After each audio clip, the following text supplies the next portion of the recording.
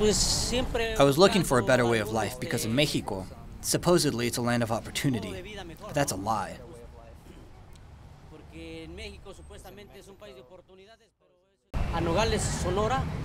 I arrived in Nogales, Sonora. That's where I crossed.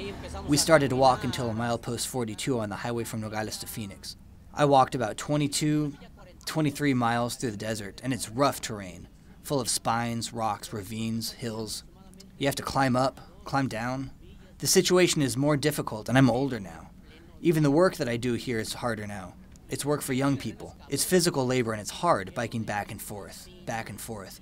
I often don't get out of here until 2:30 in the morning. After everyone leaves, I still have to clean. It's not easy.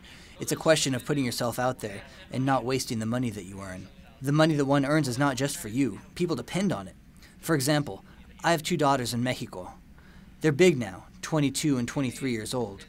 So 20 years ago, when they were young, they depended on me economically.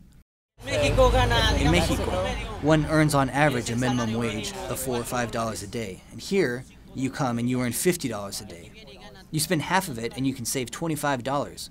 You're saving 5 times the minimum wage in our country, and living more comfortably. When one gets to Mexico, for example, you have to pay what we call a mordida, a bribe. You want to put a food stall in the street, or open a small business, whatever you want to do, there's people taking advantage of the situation. I had a restaurant there. I had it for 3 years. I left it with my sister. Well, actually, I sold it to her. That was just before I left to come here. Here in the barrio, Mexican food is displacing other kinds of food. Before, it was Chinese food and Italian food, and they've all been replaced by Mexican food.